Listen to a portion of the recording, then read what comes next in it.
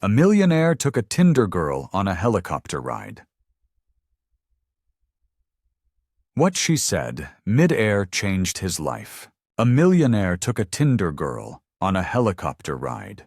What she said, mid-air changed his life. Jason Miller lounged on his Italian leather couch, the amber glow of sunset streaming through the floor-to-ceiling windows of his penthouse apartment. The crystal tumbler in his hand caught the light, making the aged scotch shimmer as he took another sip. The burning sensation of the liquor was familiar, comforting even, but it did little to fill the emptiness that seemed to grow with each passing day. His finger swiped lazily across his phone screen, the faces on Tinder blurring together in an endless parade of carefully curated selfies and professional headshots. Left swipe, another left swipe. He'd been at this for almost an hour, and the monotony of it all was starting to wear on him. There has to be someone real out there, he muttered to himself, adjusting his position on the couch. The city lights twinkled beyond his windows, a reminder of all he'd achieved at just 32.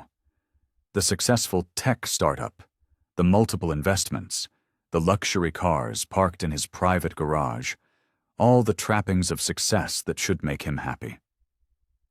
But they didn't.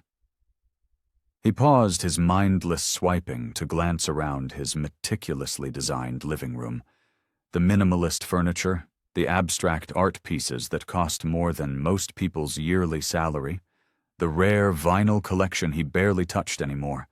It all felt hollow somehow, empty, like a stage set waiting for the actual play to begin. Taking another sip of scotch, Jason returned his attention to his phone. Left swipe. Then suddenly, his finger froze mid-motion. A photo had caught his eye, not because it was professionally shot or carefully posed, but because of its genuine warmth. The woman in the picture was laughing, her head thrown back in pure joy as autumn leaves swirled around her. Her name was Emma, and there was something different about her profile. No carefully crafted bio-listing achievements or status symbols. Just a simple quote. Life is not measured by the breaths we take, but by the moments that take our breath away. Jason sat up straighter, his interest genuinely piqued for the first time that evening. He scrolled through her other photos. Emma at a local food bank, Emma hiking with friends, Emma reading to children at what looked like a hospital. Each picture told a story of someone who lived life fully, authentically. His thumb hovered over the screen for a moment before swiping right. The matching animation appeared almost instantly, making his heart skip a beat.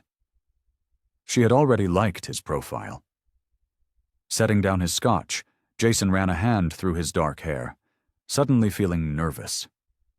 This wasn't his usual match, not the typical socialite or model he usually encountered. But maybe that was exactly what he needed. An idea formed in his mind as he glanced out at the city skyline. He'd recently acquired a luxury helicopter service as part of his investment portfolio. What better way to make a first impression than offering a view of the city that few ever got to experience? Jason began typing his message, then deleted it. Too formal. He tried again, aiming for something more casual but still sophisticated. After several attempts, he finally settled on, "Hi, Emma. I know this might seem forward, but how do you feel about seeing the city from a different perspective? I'd love to take you on a helicopter tour. The sunset view from up there is absolutely breathtaking." His finger hovered over the send button for a moment. It was his usual move, lead with luxury, impress with wealth. But something about Emma's profile made him hesitate. Would she see through it? Would she think it was too much? Before he could second-guess himself further, he pressed send. The message marked as delivered, and Jason found himself staring at the screen, waiting for those 3 dots to appear.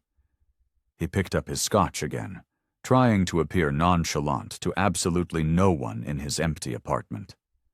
For the first time in a long while, he actually cared about the response he might receive. Emma stood in front of her modest apartment building, fidgeting with the sleeve of her light summer dress. The late afternoon sun cast long shadows across the sidewalk as she checked her phone again. 5:45 p.m. He'd be here any minute. A sleek black SUV rounded the corner, its tinted windows reflecting the golden sunlight. Emma's heart quickened. When she'd matched with Jason on Tinder, she hadn't expected a helicopter ride as a first date. Her friends had thought she was crazy for accepting, but something about his subsequent messages had seemed genuine, despite the extravagant invitation. The SUV pulled up to the curb, and a professionally dressed driver stepped out, opening the rear door. "Miss Hart?" he asked politely. "Yes, that's me," Emma replied, smoothing her dress one final time. As she slid into the leather interior, she found Jason waiting, dressed in a casual but clearly expensive button-down shirt and designer jeans. His smile was warm, if a bit nervous. "Hi, Emma. I'm really glad you agreed to come," he said, extending his hand. His grip was firm but gentle, and Emma noticed how his confidence seemed to waver slightly when their eyes met. "Thank you for the invitation," she responded, settling into the comfortable seat. "I have to admit, this is definitely not my usual first date." Jason laughed, some of the tension leaving his shoulders. "I hope that's a good thing?" "We'll see," Emma said with a playful smile. She noticed how he seemed to relax more when she didn't immediately gush over the luxury car or his obvious wealth. As they drove through the city, Jason pointed out various buildings and landmarks, but Emma found herself more interested in how he spoke about them. There was pride in his voice, yes, but also a hint of something else, something that suggested he was searching for a connection beyond the superficial. "So, what made you swipe right?" Emma asked, genuinely curious. "My profile isn't exactly filled with glamorous photos." Jason paused, considering her question. "Actually, that's what caught my attention. Your pictures seemed real, genuine." He glanced out the window, then back at her. "That's harder to find than you might think." The SUV turned into a private helipad facility, where a gleaming helicopter waited, its blades already beginning to turn. Emma felt her stomach flutter with both excitement and nervousness. "Have you ever been in a helicopter before?" Jason asked, as they walked across the tarmac, the wind from the rotors whipping around them. Emma shook her head. "Never. I've always wondered what it would be like, though." "Well, you're in for a treat," Jason said, his usual confidence returning as he helped her toward the aircraft. "The sunset view over the city is incredible from up here." A ground crew member opened the helicopter's door, and Jason guided Emma inside with a gentle hand on her back. The interior was luxurious, with plush leather seats and large windows offering a panoramic view. As they buckled in, Emma noticed Jason watching her reactions carefully, clearly expecting awe at the opulent surroundings. She smiled politely, but kept her focus on him rather than the helicopter's amenities. The pilot turned around from the cockpit. "Ready for takeoff, Mr. Miller?" "Yes, we're all set," Jason replied, then turned to Emma. "You might feel a slight lift as we take off, but it's perfectly normal." The helicopter began to rise smoothly into the air, and Emma's breath caught as the ground fell away beneath them. The city spread out before them, buildings catching the late afternoon sun like gems scattered across the landscape. Jason leaned closer, pointing out various landmarks as they gained altitude. "That's the financial district where my main office is," he said, gesturing to a cluster of gleaming skyscrapers. "And over there is the new development project I've been working on." His voice held pride as he showcased his achievements through the city's skyline, clearly in his element now. Emma listened attentively, but her mind was already forming questions about the man behind the wealth, wondering what lay beneath the carefully cultivated image of success he presented to the world. The helicopter glided smoothly through the golden evening sky, city lights beginning to twinkle below them like scattered diamonds. Jason sat back in his leather seat, feeling completely in his element as he gestured toward various buildings and developments. "That entire complex down there? I closed that deal last quarter," he said, his voice carrying a hint of pride. "Actually set a record for the fastest acquisition in the company's history." He glanced at Emma, expecting to see the usual impressed expression he'd grown accustomed to from his dates. "And see that tower with the blue glass? That's where we're expanding next year. The projections show it'll probably double our current revenue streams." He adjusted his expensive watch, a habit he'd developed when discussing business successes. "You know, most people don't realize how much strategy goes into these developments. It's not just about having the capital." "It's beautiful up here," Emma said softly, her voice barely audible over the helicopter's steady hum. She hadn't turned from the window, her fingers lightly touching the glass as she watched the city pass beneath them.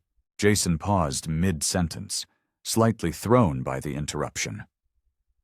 "Oh, yes, the view is spectacular. I actually had them adjust our flight path to catch the best angle of the—" "You know," Emma continued, still gazing outward, "when I was younger, I used to dream about flying." Her voice carried a gentle wistfulness that made Jason fall silent. Not just the act of flying itself, but sharing that experience with someone who— She trailed off, taking a deep breath. Jason leaned forward slightly, finding himself genuinely curious. "With someone who, what?" Emma finally turned to face him, her eyes carrying a depth of emotion that caught him off guard. "With someone who wanted to see me. Really see me. Not just as an audience for their achievements or as an accessory to their lifestyle, but as a person with their own dreams and stories." The helicopter banked gently, sending golden sunlight streaming across her face as she spoke. "I imagined looking down at the world with someone who cared more about sharing the wonder of it all than proving they could afford to show it to me." Jason felt something shift uncomfortably in his chest. He became acutely aware of every expensive item he was wearing: the designer watch, the custom-made shoes, the rare vintage cufflinks. "I'm not saying the helicopter ride isn't amazing," Emma added quickly, offering a kind smile. "It truly is. But—" She looked back out the window, her voice growing softer. "Sometimes the most valuable things we can share with each other aren't things at all." The cabin fell silent except for the steady thrum of the rotors.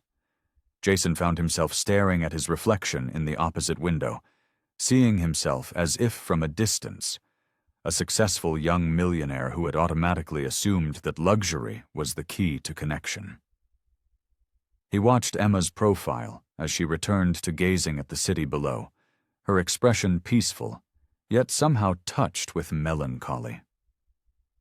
The golden light caught the simple silver necklace she wore, probably worth less than his watch strap, he realized, but somehow it seemed to shine brighter than any of the precious metals that surrounded them in the luxury aircraft. For the first time in years, Jason felt uncertain about his approach to, well, everything. He had spent so long equating success with worth that Emma's quiet words had shaken something loose inside him. He tried to remember the last time he had shared an experience with someone without mentally calculating its impressive dollar value. The city continued to drift by below them, but Jason was no longer seeing the properties he owned or the deals he'd closed. Instead, he found himself wondering what Emma saw when she looked down at those twinkling lights. What stories and dreams she might have that had nothing to do with market values or profit margins. The helicopter drifted through the deepening twilight, city lights below growing brighter against the darkening sky. Jason's usual confident demeanor had faltered, leaving him watching Emma with newfound curiosity as she continued to gaze out the window. "I suppose," Emma said, breaking the contemplative silence, "that's why I agreed to come tonight." She turned to face him, her expression gentle but determined. "I wanted to see if there was more to this than just—" She gestured at the luxurious interior of the helicopter. Jason shifted in his seat, feeling strangely exposed. "More to what?" "To you," she said simply. "To this whole evening. When we matched on Tinder, I saw all the photos, the yacht, the cars, the private jets.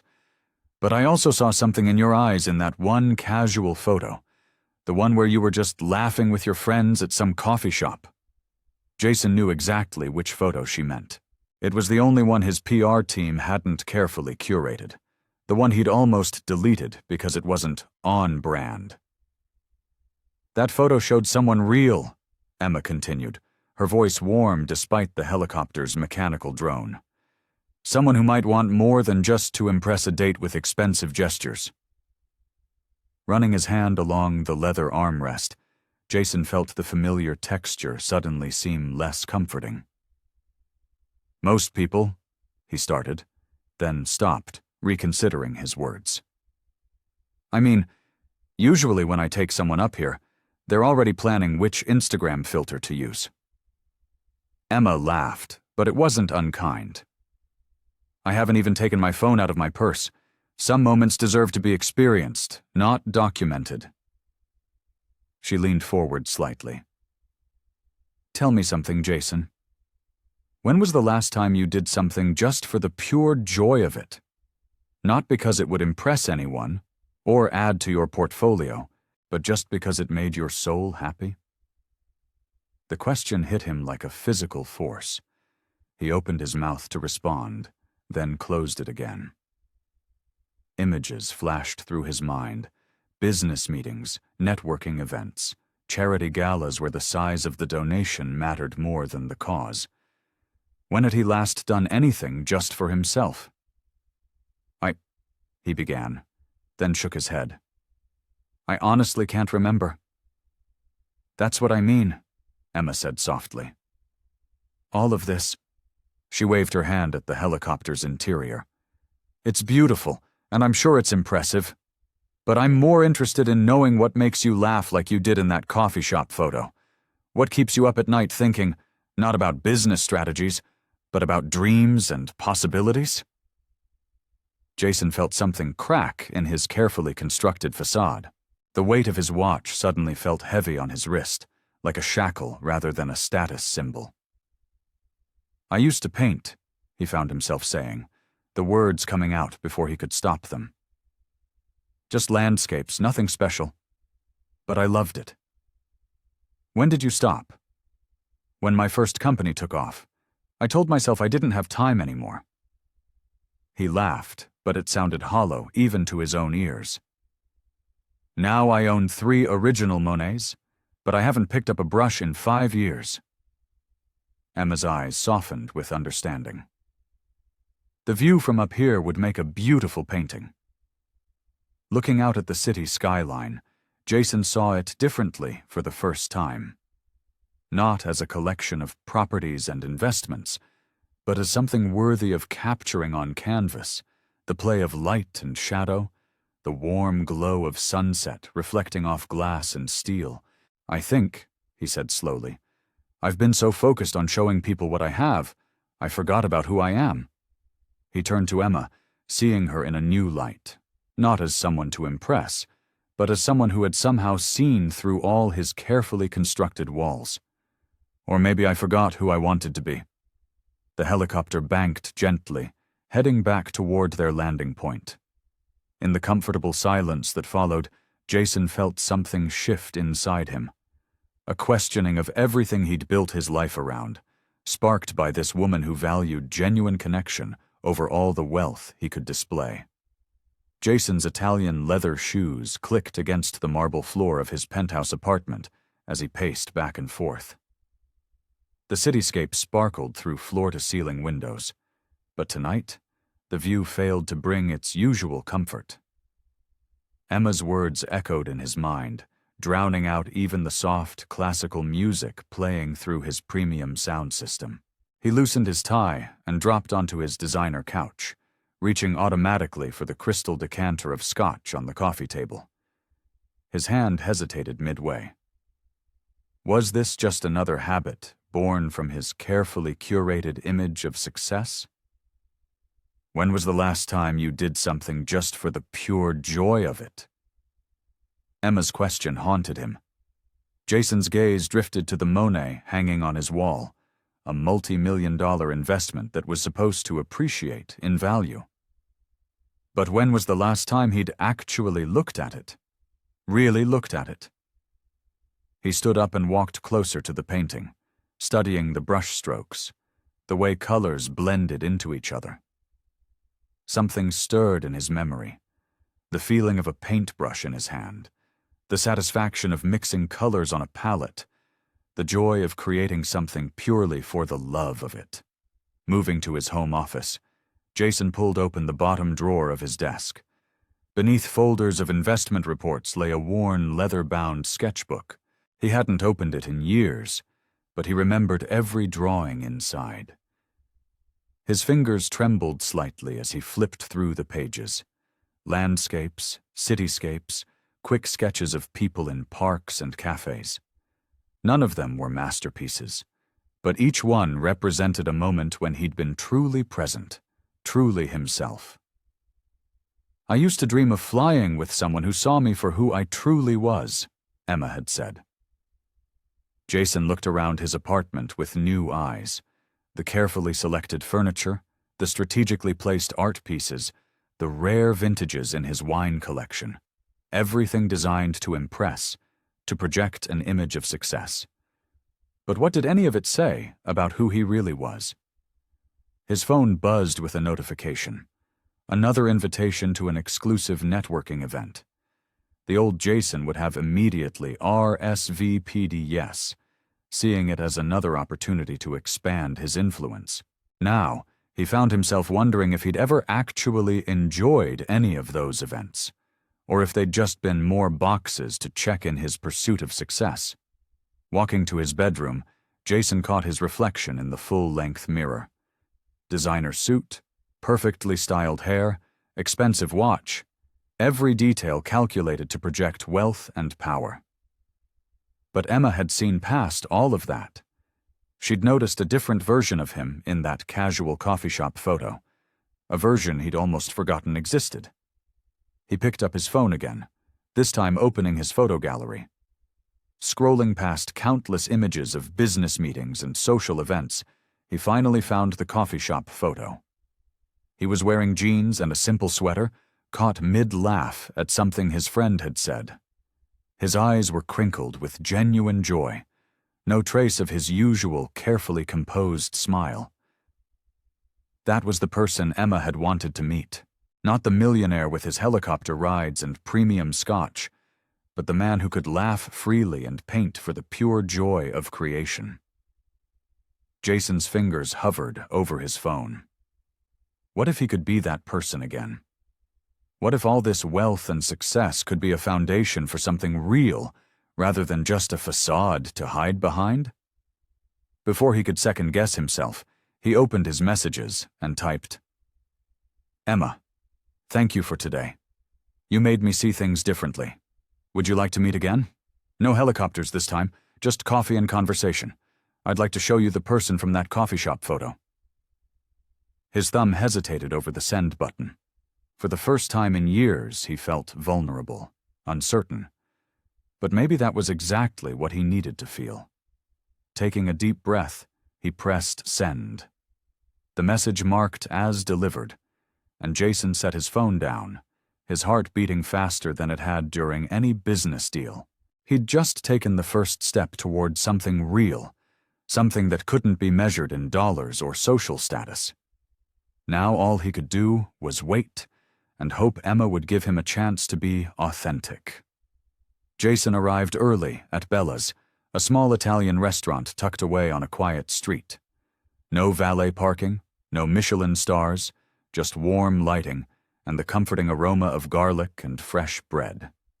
He'd chosen it specifically because it was everything his usual haunts weren't: intimate, unpretentious, real. His fingers drummed nervously on the checkered tablecloth as he waited. For the first time in years, he'd left his Rolex at home, wearing instead the simple watch his father had given him for his college graduation. His usual tailored suit had been replaced with a casual button-down shirt and dark jeans. When Emma walked in, her face brightened with genuine surprise. She wore a simple sundress, her hair loose around her shoulders, and Jason thought she looked even more beautiful than she had during their helicopter ride. "This is unexpected," she said, sliding into her seat. "I thought you might choose something more." "More pretentious?" Jason offered, with a self-deprecating smile. "That would have defeated the purpose of tonight." The waiter brought them water in plain glass tumblers, and Emma smiled as she noticed Jason's relaxed posture. "You seem different tonight." "I feel different," he admitted, running his finger along the edge of his menu. "After our conversation in the helicopter, I couldn't stop thinking about what you said, about seeing people for who they really are." Their conversation paused as they ordered simple pasta dishes and house wine. No sommelier, no elaborate wine list, just honest food made with care. "You know," Jason continued, "I've spent years cultivating this image of success. The right clothes, the right car, the right restaurants. I thought that's what people wanted to see, what they expected from someone in my position." Emma took a sip of her wine, studying him over the rim of her glass. "And what do you want people to see?" The question caught him off guard. He paused, realizing he'd never really thought about it. "I used to paint," he said finally. "Did I mention that?" "Nothing serious, just sketches and watercolors. I loved it. But somewhere along the way, I convinced myself it wasn't important enough. That success meant something else entirely." "What changed?" Emma asked softly. "You did," Jason replied, meeting her eyes. "When you talked about wanting someone to see the real you, it made me realize I've been hiding the real me for so long, I'd almost forgotten who that person was." Their food arrived, steam rising from plates of perfectly simple pasta. Emma twirled her fork in her spaghetti, considering his words. "You know, wealth isn't inherently bad," she said. "It's how we let it define us that matters." "I've let it define everything," Jason admitted. "My relationships, my hobbies, my whole identity has been wrapped up in being the successful millionaire. But sitting here, in this restaurant that probably costs less than one bottle of wine at my usual places, I feel more myself than I have in years." Emma reached across the table, briefly touching his hand. "That's because authentic connections don't come from impressing people, Jason. They come from being vulnerable, from showing people who you really are, even the parts you think aren't good enough." "And what about you?" Jason asked, genuinely curious. "What makes Emma?" She smiled, taking another bite of her pasta. "I believe in small moments, in connecting with people on a real level, in doing things that matter, not because they'll impress anyone, but because they make the world a little better, a little brighter." As they continued their meal, Jason found himself opening up more, sharing stories about his childhood, his dreams before success had redefined them, his fears about letting go of the image he'd built. Emma listened, offering insights that showed him a different way of seeing the world, one where worth wasn't measured in dollar signs, but in the depth of human connection. The simple pasta had never tasted better, and the house wine felt more special than any expensive vintage he'd ever shared. For the first time in years, Jason wasn't trying to impress anyone. He was just being himself, and it felt like coming home. The waiter cleared their empty plates as Jason and Emma lingered over the last sips of house wine. The restaurant had quieted, with only a few other patrons remaining in the warm, dimly lit space. Through the window beside their table, Streetlights cast a gentle glow on the sidewalk outside. "I can't remember the last time I enjoyed a meal this much," Jason admitted, setting down his wine glass. The evening had flown by, filled with genuine conversation and laughter. No pretense, no showing off, just two people getting to know each other. Emma smiled, her eyes twinkling in the candlelight. "It's amazing what happens when you let go of expectations, isn't it?" "I've spent so long trying to impress people," Jason said, shaking his head. "But tonight, just being myself, talking about real things, it feels right." He thought about their earlier conversation about his painting, how Emma's eyes had lit up when he described his old passion for art. "Maybe that's the secret," Emma replied, leaning forward slightly. "When we stop trying so hard to be what we think others want us to be, we make space for genuine connections." The waiter brought their check, and Jason reached for it automatically. Emma made no protest. She understood this wasn't about showing off wealth anymore, but simply about sharing a meal.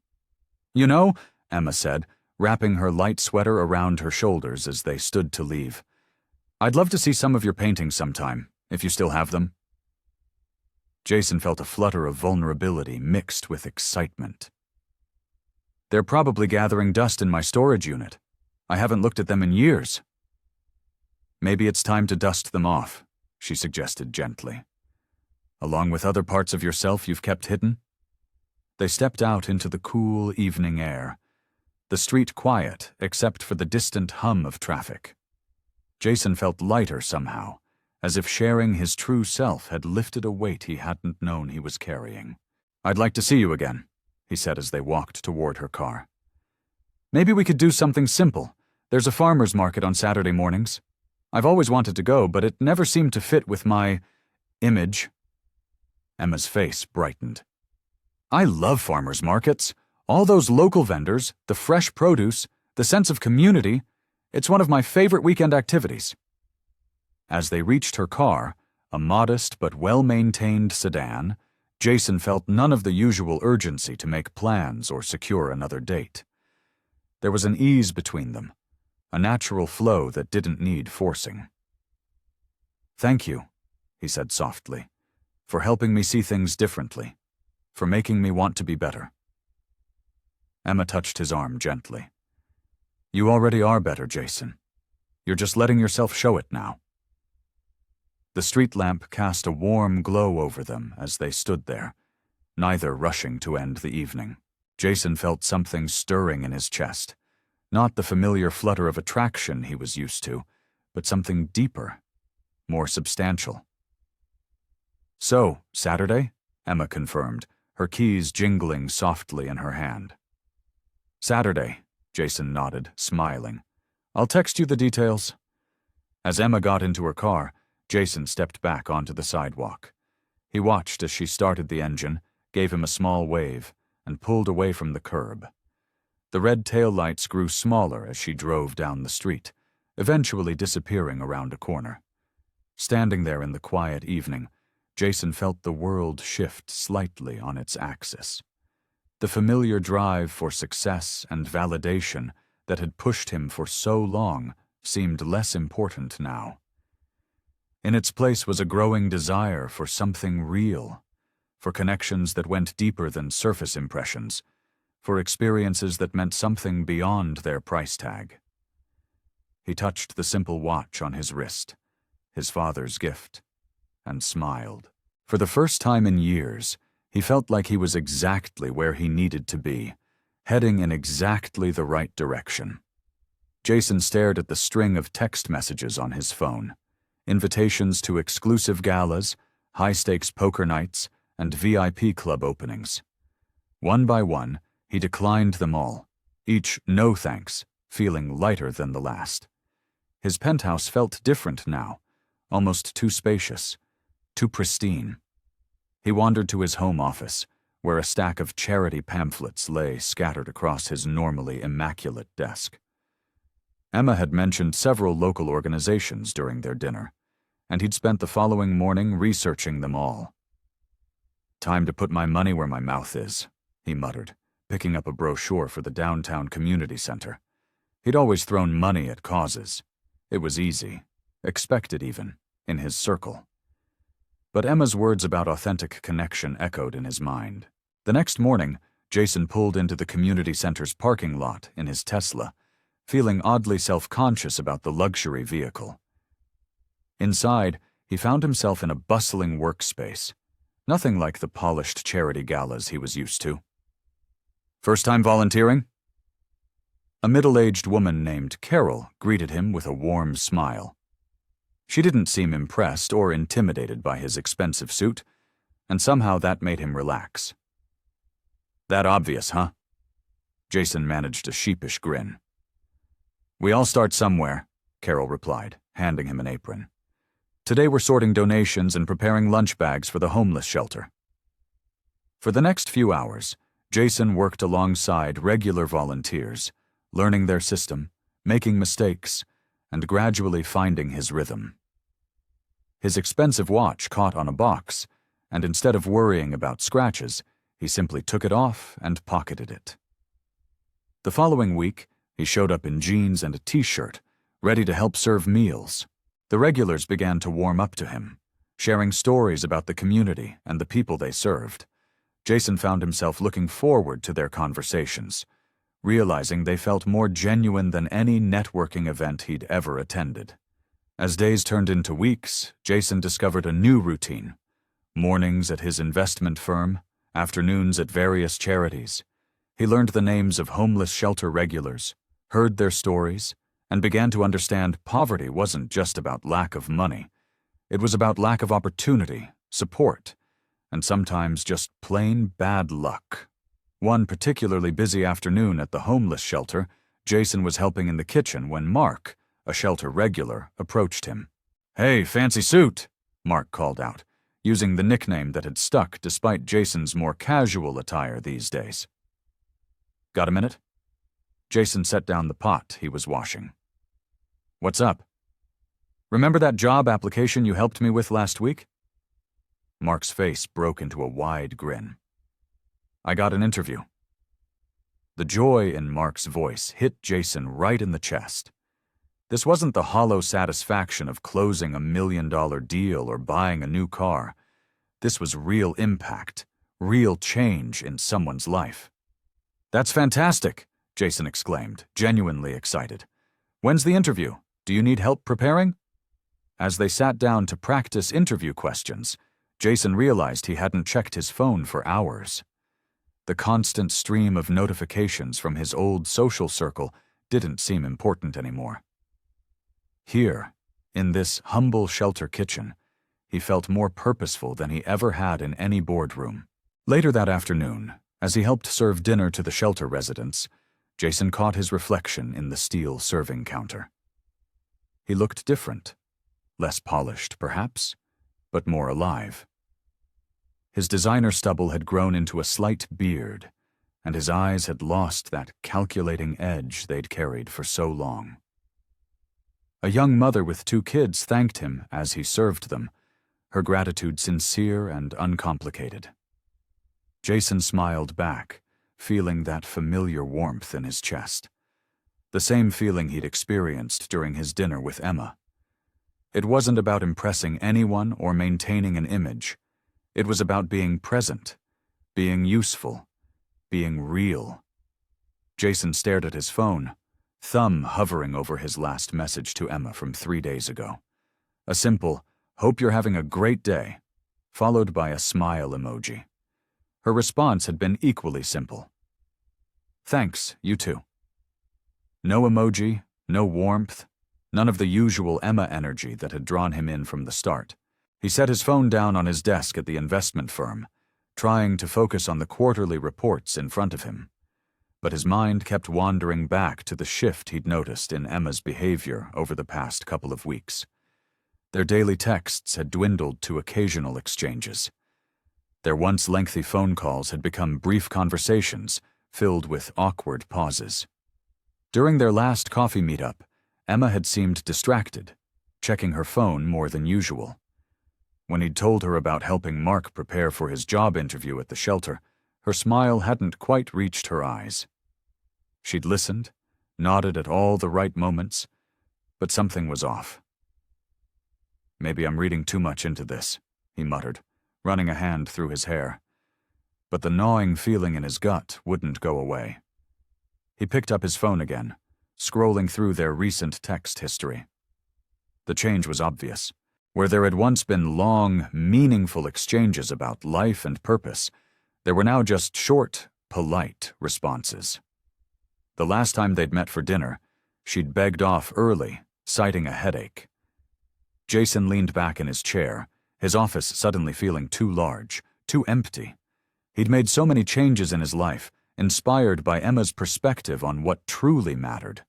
He'd scaled back his lavish spending, devoted time to charitable causes, and started building genuine connections with people who needed help. The transformation felt real, meaningful.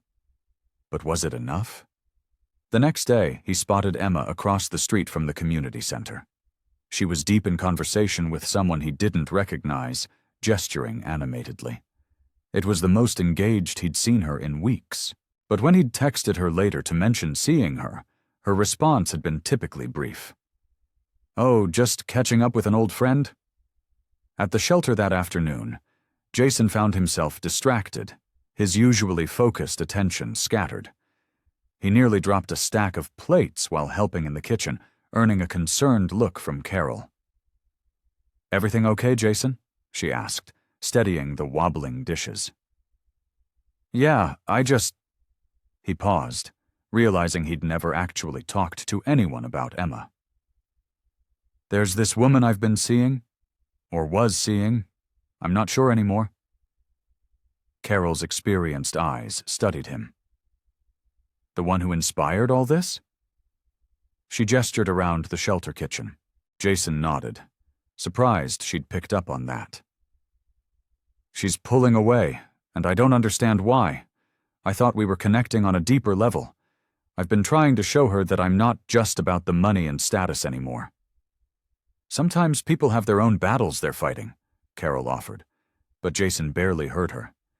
His mind was racing through every interaction, every conversation, searching for clues. Had he said something wrong?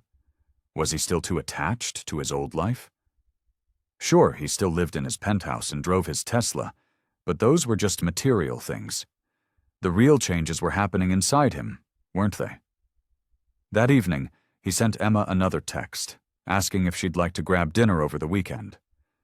Her response came hours later. "Sorry, I'm pretty busy these days. Maybe next week?"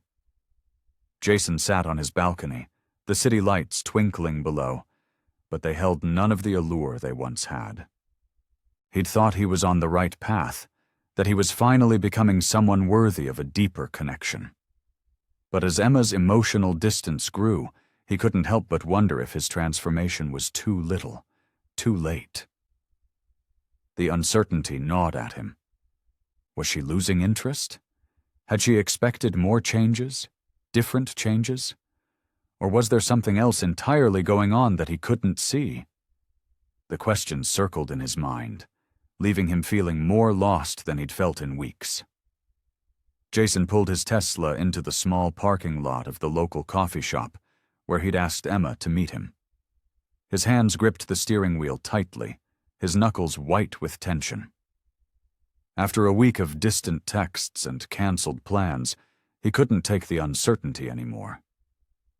Through the window, he saw her sitting at a corner table, both hands wrapped around a steaming mug. She wore a simple gray sweater, her honey blonde hair pulled back in a casual ponytail. Even in such understated attire, she carried herself with a quiet grace that had always drawn him in. Taking a deep breath, he walked inside. The bell above the door chimed, and Emma looked up, offering a small smile that didn't quite reach her eyes. "Hi," she said softly, as he sat down across from her. "Emma, what's going on?" Jason didn't bother with small talk. "You've been different lately. Distant. If I've done something wrong—" "No," she interrupted, shaking her head. "You haven't done anything wrong. If anything, you've done everything right." Jason frowned, confused. Then why are you pulling away? Emma stared into her coffee cup, as if searching for the right words. When she finally looked up, her eyes held a mixture of determination and vulnerability that made his heart skip. I haven't been entirely honest with you, Jason. She took a shaky breath. The truth is, I'm not just someone who believes in living simply and helping others. I run a foundation, a rather large one. Jason blinked, trying to process this information. A foundation? Yes. The Heart Foundation. We work quietly, funding various causes across the city. Homeless shelters, education programs, medical assistance. She twisted her hands together. That's actually how I first heard about you. Your name came up at several charity galas, always donating but never really engaging beyond writing checks. The realization hit Jason like a physical blow. You knew who I was before we matched on Tinder? Emma nodded slowly. I'd seen you at events, always surrounded by people who wanted something from you. You seemed lost, like someone who had everything but nothing at the same time. So what was this? Jason's voice grew tight. Some kind of project? Fix the shallow millionaire? No. Emma reached across the table, her hand stopping just short of touching his. That's not it at all. I've spent years trying to show people that true fulfillment comes from connection, from giving of yourself, not just your wallet. When I saw you on Tinder, bragging about your helicopter and penthouses, I thought maybe you thought you could teach me a lesson? The words came out harsher than he intended. I thought I could show you there was more to life than what you were living. Emma's voice was quiet, but steady. But then I actually got to know you, Jason. I saw the person beneath all that wealth and status. Someone caring, someone capable of such depth of feeling. Jason sat back, running a hand through his hair. Why tell me now? Because watching you change, seeing you discover the joy of genuine connection and purpose, it's been beautiful. But I've been feeling more and more guilty about not being completely honest. Emma's eyes welled with tears.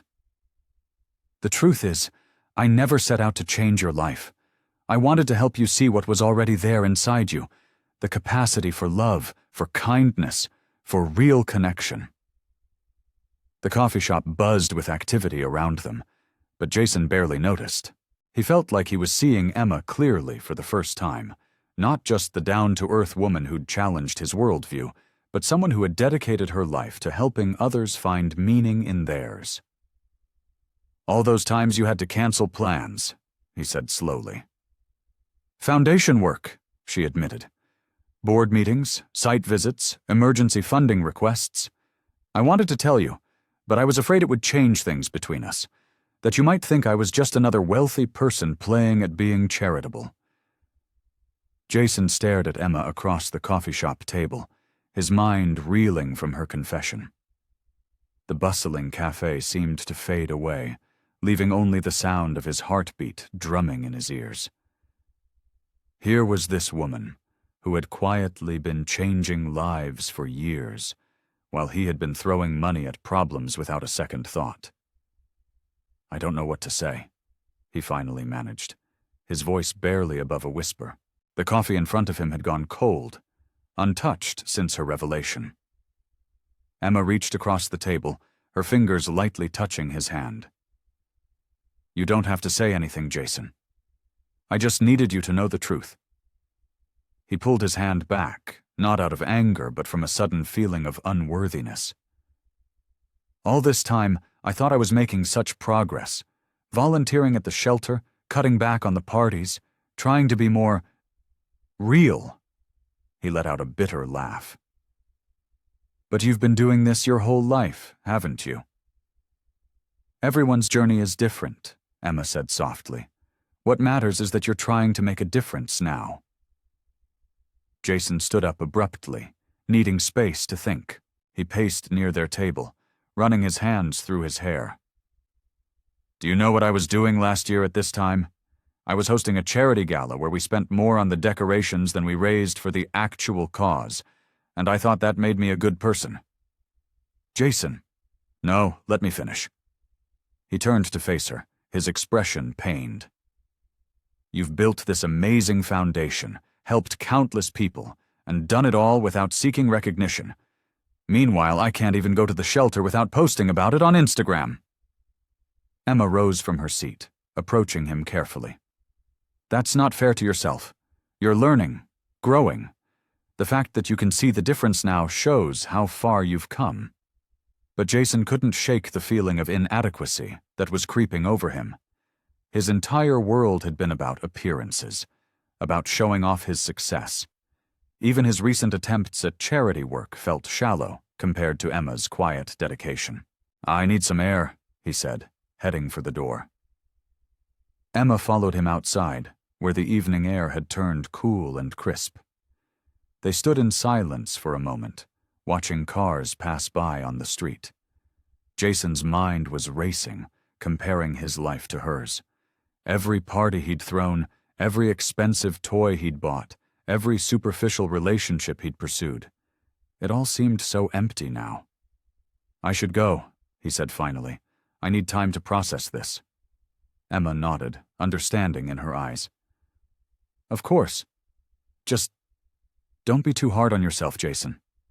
Change isn't about erasing who you were. It's about becoming who you want to be.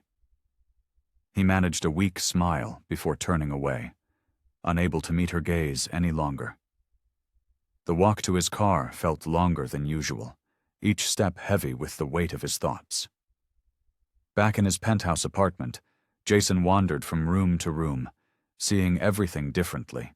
The expensive art on the walls, the designer furniture, the bar stocked with rare spirits. All of it felt like props in a play he'd been performing his entire adult life. He stopped at the floor-to-ceiling windows, looking out at the city lights below.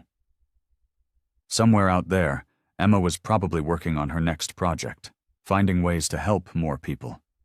And here he was, surrounded by luxury but feeling more lost than ever. Pulling out his phone, he scrolled through his recent photos, images of him at the shelter, smiling with the volunteers, serving meals. Had any of it been genuine? Or was he just playing at being charitable? Could he ever truly shed the materialistic mindset that had defined him for so long? As midnight approached, Jason lay on his leather couch, sleep eluding him. Emma's words echoed in his mind. Change isn't about erasing who you were. But what if who he was wasn't good enough? What if he could never match her level of authenticity and dedication?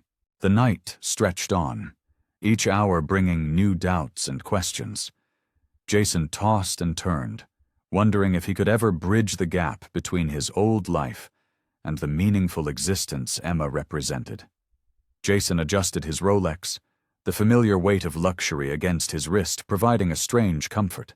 After a week of avoiding Emma's calls, he found himself back in his element. A high-rise cocktail lounge where champagne flowed freely and deals were made between sips of $1,000 spirits. Jason Miller, where have you been hiding? Marcus Chen, a venture capitalist he'd known for years, clapped him on the shoulder. We missed you at the yacht party last month. Just been exploring other interests, Jason replied, forcing a smile as he accepted a glass of champagne from a passing server. The lounge buzzed with beautiful people in designer clothes, their laughter mixing with the soft jazz playing in the background. This had been his world, a place where success was measured in square footage and stock portfolios. It should have felt like coming home. You have to hear about this new investment opportunity, Marcus continued, leading Jason to a private corner. It's a tech startup that's going to revolutionize. Jason nodded along, but his mind wandered to the shelter where he'd been volunteering. Today would have been his regular shift. He could almost hear Emma's voice, gentle but firm, as she taught him how to really connect with people in need. His phone buzzed. Another message from Emma. Hope you're okay. I'm here if you want to talk." He slipped the phone back into his pocket without responding. How could he explain that her revelation had made him feel like an imposter in both worlds? Here, among the wealthy elite, he felt shallow, but beside her, he felt inadequate. "Earth to Jason." Marcus waved a hand in front of his face. "You seem distracted, man. Let me guess. Woman troubles?" Jason forced a laugh. "Something like that." "Well, I know just the cure." Marcus gestured to a group of models by the bar. "Sophia over there has been asking about you. She's launching a new fashion line. Could be a good investment opportunity." The old Jason would have jumped at the chance. Instead, he thought about Emma's small office at her foundation, decorated with thank you letters from families she'd helped. But he moved toward the bar anyway, embracing the familiar rhythm of networking and small talk. Over the next few days, he threw himself back into his old routine: breakfast meetings at exclusive clubs, afternoons at the golf course, evenings at charity galas where the focus was more on being seen than making a difference. Each morning, he'd wake up feeling more hollow than the last. But it was easier than facing the gap between who he was and who Emma believed he could be. At a rooftop party overlooking Central Park, he caught his reflection in a window. The designer suit fit perfectly. His smile was practiced and confident, but his eyes looked tired. Empty. His phone buzzed again. This time, it was a photo from one of the shelter volunteers. The art program he'd helped start was flourishing. In the background, he could see Emma helping a child with a painting. "Mr. Miller," a voice interrupted his thoughts. "We'd love your input on our new investment strategy." Jason tucked the phone away, turning to face a group of executives. This was simple. This was what he knew. Numbers, deals, networking. No soul-searching required. Across town, Emma sat in her modest office, staring at her unanswered messages to Jason. She understood his struggle, the challenge of reconciling two different worlds, but watching him retreat into his old life, she felt a deep sadness she couldn't shake. She picked up a framed photo from her desk, Jason laughing with kids at the shelter, his eyes bright with genuine joy. That had been real, she was sure of it. But she knew this was his journey to make, his choice to embrace or reject the path toward something meaningful. With a heavy heart, she decided to give him space. She would continue her work, help those in need, and hope that somehow Jason would find his way back. Not to her, necessarily, but to the better version of himself she'd glimpsed during their time together. Jason adjusted his bow tie in the gilded mirror of the Metropolitan Museum's grand entrance.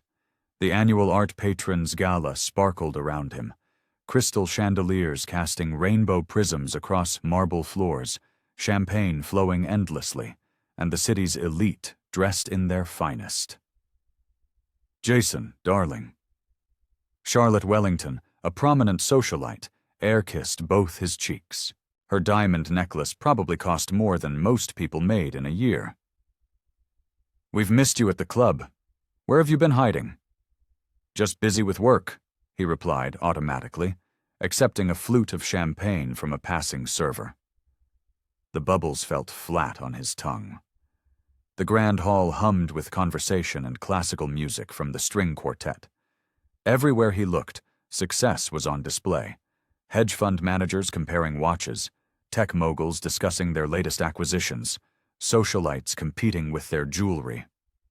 "You must meet Thomas," Charlotte insisted, pulling him toward a group of investors. "He's just launched the most fascinating cryptocurrency venture." Jason nodded and smiled at all the right moments as Thomas launched into his pitch. But his mind wandered to the last conversation he'd had with Emma, when she'd revealed her own philanthropic work. She hadn't needed to broadcast it or seek validation. She'd simply done what was right. "What do you think about the potential returns?" Thomas asked, interrupting Jason's thoughts. "Sorry, what?" "The investment opportunity. We're looking at triple-digit returns in the first year." Jason looked around the room, at the extravagant flower arrangements that would be thrown away tomorrow, at the endless plates of barely touched hors d'oeuvres, at the people who measured their worth in dollar signs and social media followers. Remember that deal we closed last summer? Another investor joined their circle. Now that was a celebration. The yacht, the models, the weekend in Monaco. The memory should have brought a smile to Jason's face. Instead, he felt a heaviness in his chest. He thought about the shelter where he'd volunteered with Emma, where celebration meant a child learning to read or a family finding stable housing. "Excuse me," he muttered, breaking away from the group. He needed air. In the museum's courtyard, the New York sky stretched above him, stars hidden behind the city's glow. He loosened his bow tie, remembering Emma's words during their helicopter ride. She'd seen right through his attempts to impress her with wealth. His phone buzzed, another investment group chat discussing their next exclusive gathering. He silenced it, staring instead at his last text exchange with Emma. Her simple message, "I'm here if you want to talk," held more warmth than all the greetings he'd received tonight. Back inside, the gala continued in full swing. A woman in a designer gown he recognized from magazine covers caught his eye, offering an inviting smile. Once, he would have seen it as an opportunity, a chance to be seen with someone who would enhance his image. Now, he could only think of Emma's genuine laugh, the way her eyes lit up when talking about her foundation's latest project, how she'd taught him to really listen to people instead of just waiting for his turn to speak. "Miller," a voice boomed across the room. "We're putting together a group for the winter in Gstaad. Private chalet, helicopter access? You're in, right?" Jason looked at his old friends, gathered around a table laden with expensive wines and delicacies. They were living the life he'd always thought he wanted. But standing there in his perfectly tailored tuxedo, surrounded by billions in net worth, he felt utterly poor. The emptiness echoed through him as he watched the glittering crowd. All this wealth, all this status, all these connections, and not one person in the room really knew him. Not like Emma had come to know him in just a few short weeks. He reached for another champagne flute, but stopped halfway. The crystal sparkled under the chandeliers, but it was just glass and bubbles. Just like this whole world, all shine, no substance. Without Emma, without real connection, none of it meant anything at all. Jason's Tesla hummed quietly as he pulled into the food bank's parking lot. The building was modest, a stark contrast to the glittering venues he'd frequented lately. His hands gripped the steering wheel, remembering how Emma had once mentioned this place during their dinner date. Through the large windows, he could see volunteers in aprons moving about, organizing boxes and sorting donations. His heart skipped when he spotted Emma, her brown hair tied back in a practical ponytail, directing a group of teenagers on how to properly stack canned goods. He checked his reflection in the rearview mirror. Gone was the tailored suit from last night's gala, replaced by a simple button-down shirt and jeans. Taking a deep breath, he stepped out of the car. The food bank's interior smelled of cardboard and coffee. Several volunteers looked up as he entered, but Emma had her back turned, checking items off a clipboard. "Emma?" His voice came out softer than intended. She turned, surprise flickering across her face. "Jason?" Her expression quickly settled into something more guarded. "I didn't expect to see you here." "I know." He shifted his weight, aware of the curious glances from other volunteers. "Could we talk? Just for a minute?" Emma glanced at her clipboard, then at the waiting work around her. "I'm kind of in the middle of something." "Please," he said, taking a step closer. "I've been an idiot." A teenage volunteer nearby poorly disguised her interest in their conversation, pretending to be very focused on sorting pasta boxes.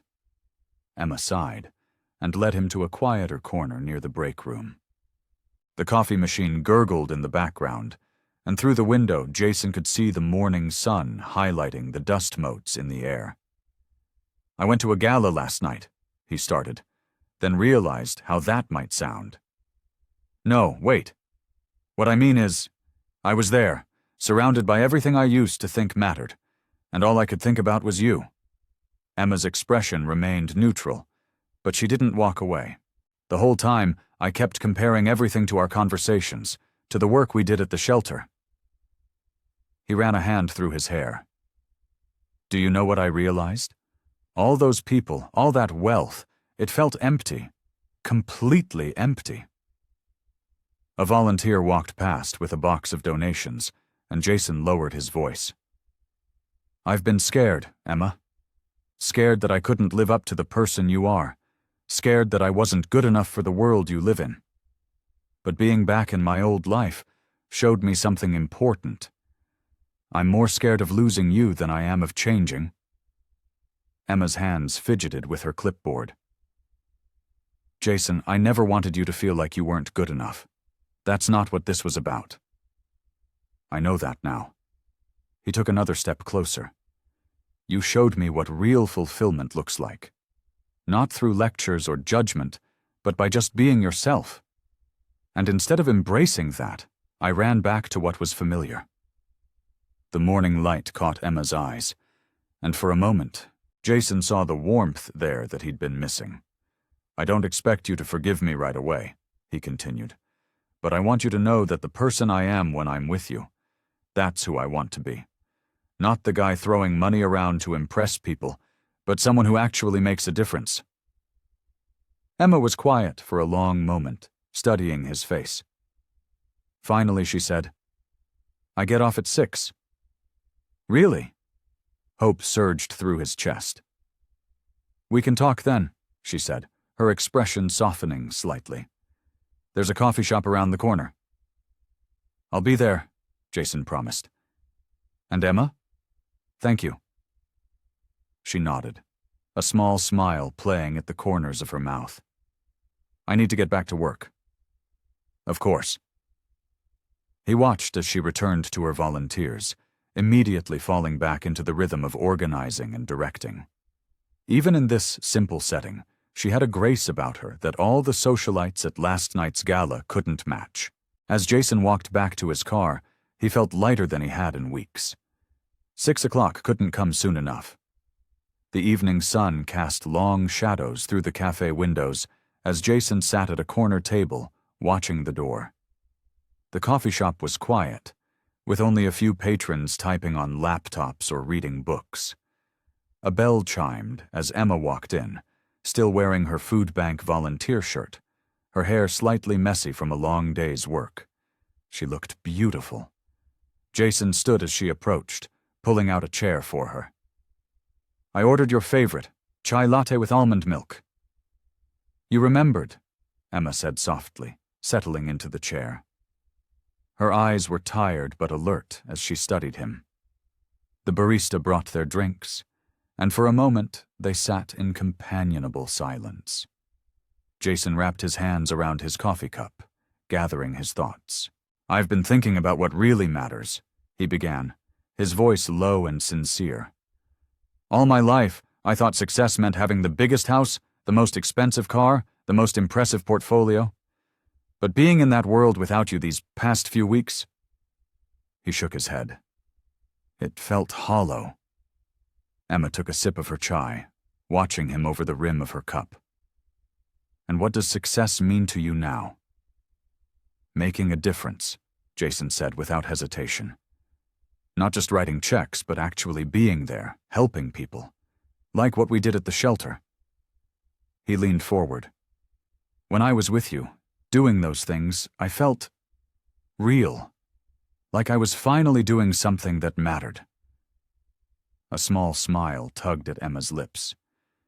"You were different there, more genuine." "That's who I want to be," Jason said earnestly. "Not the guy showing off in helicopters, but someone who contributes something meaningful to the world." He reached across the table, not quite touching her hand. Someone worthy of being with you. Emma's expression softened. Jason, this isn't about being worthy. It's about being authentic. I know. He ran a hand through his hair. When you told me about your philanthropy work, I panicked. I thought I could never measure up to someone so selfless. But I realize now that wasn't the point. You weren't trying to change me. You were showing me there was more to life than what I had. The cafe's ambient music filled the silence as Emma considered his words. Outside, people hurried past the windows, heading home from work. My old friends, Jason continued, they keep asking when I'm coming back to the social scene. But I look at them now, and I see how empty it all is. The constant competition, the showing off, the superficial relationships. He shook his head. I don't want that anymore. Emma finally reached out, touching his hand lightly. What do you want, Jason? A life with purpose, he said immediately.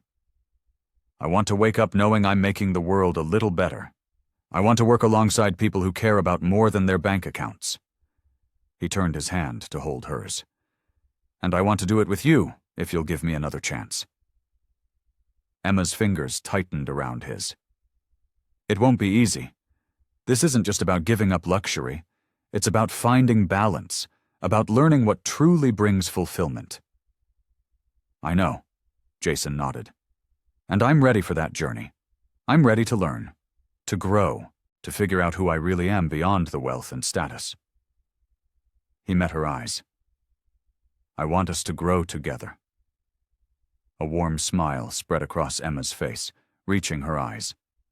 Together, she repeated softly. I'd like that. She straightened in her chair. But we both need to evolve. I need to learn to be more open, to trust that people can change, to believe that someone can want me for who I am, not what I represent. We'll figure it out together, Jason said, relief and joy flooding through him. One day at a time. Emma squeezed his hand. One day at a time. The community center bustled with activity as Jason and Emma sorted through donations.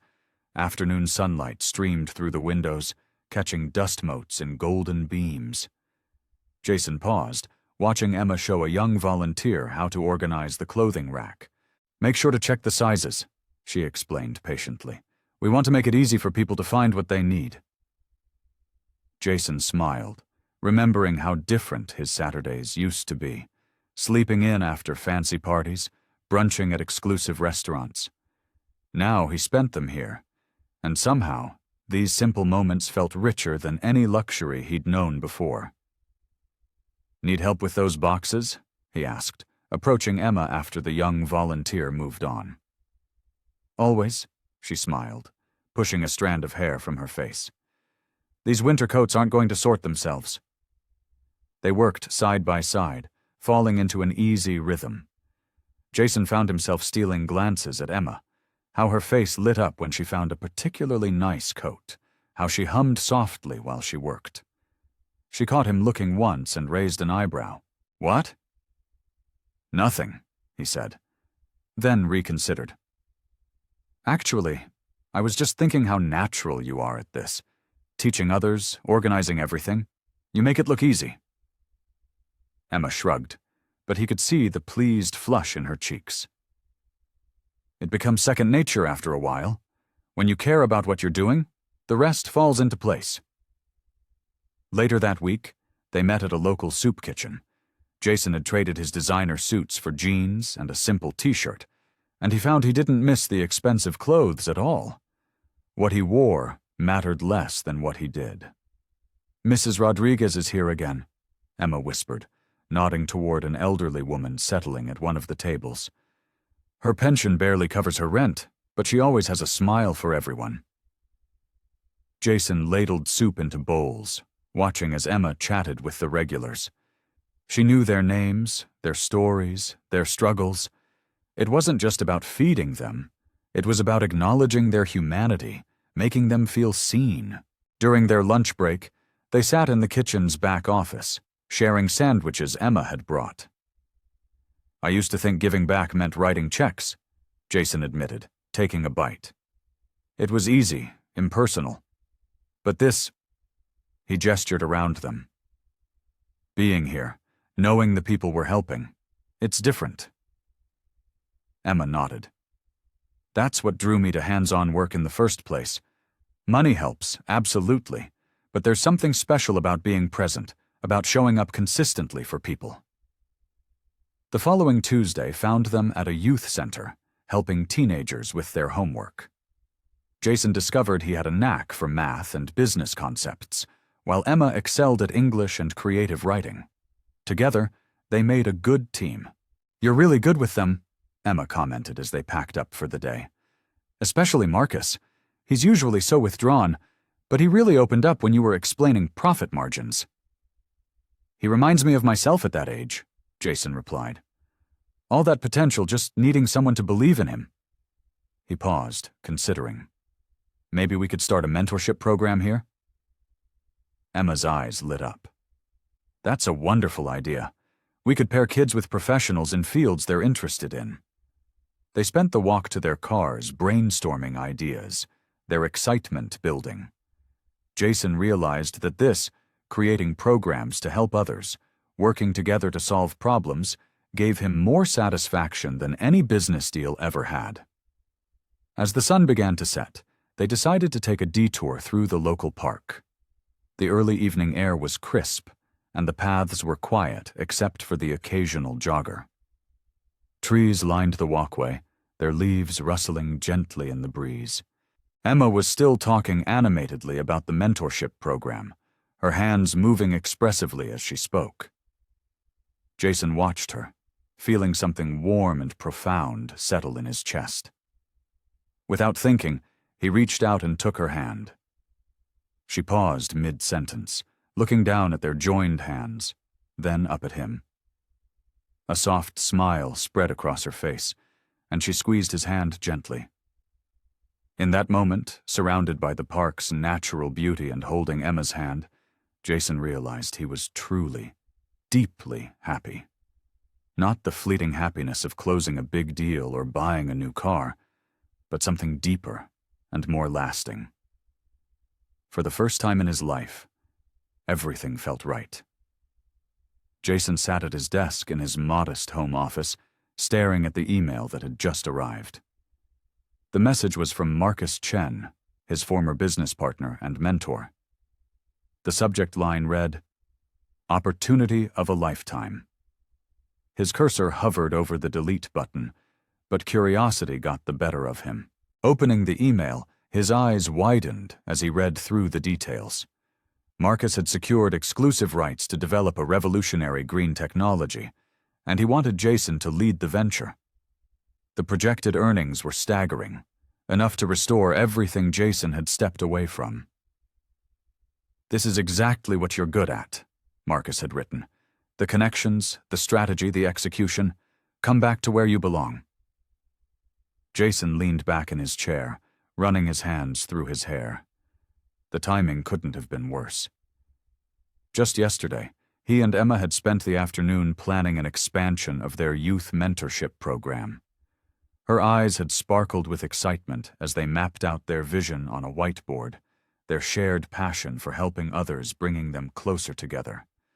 His phone buzzed. A text from Emma. "Still on for dinner tonight? Made your favorite pasta." He stared at the message, guilt already gnawing at his stomach. The prospect of millions was dancing in his head, making it hard to focus on anything else. He typed back a quick, "Can't wait," and tried to push thoughts of the deal aside. That evening at Emma's modest apartment, the aroma of garlic and herbs filled the air. Emma moved around her small kitchen with practiced ease, stirring the sauce while Jason set the table. Everything about her home spoke of warmth and simplicity, from the mismatched throw pillows to the wall of framed photos showing friends and family. "You're quieter than usual," Emma observed, serving the pasta. "Everything okay?" Jason forced a smile. "Just thinking about some work stuff." It wasn't exactly a lie, but it felt like one. Anything you want to talk about? He shook his head, taking a bite of pasta to avoid answering. The food was delicious, but he barely tasted it. His mind kept drifting to Marcus's proposal. The meetings, the deals, the thrill of building something massive. He'd forgotten how much he missed that world. Over the next few days, Jason found himself making excuses to skip volunteer sessions. "Sorry, something came up," became his standard message to Emma. Instead, he spent hours researching the technology Marcus had mentioned, running numbers, and imagining himself back in the corporate world. During a rare moment together at a local coffee shop, Emma noticed his distraction.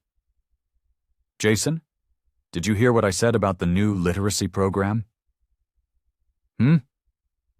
"Oh, sorry," he mumbled, quickly closing his laptop where he'd been reviewing Marcus's business plan. "You were saying?" Emma's face fell slightly, but she continued explaining her ideas. Jason tried to focus, but his thoughts kept drifting to the potential deal. The money could do so much good, he reasoned. They could fund dozens of programs like this one. But deep down, he knew it wasn't just about the money.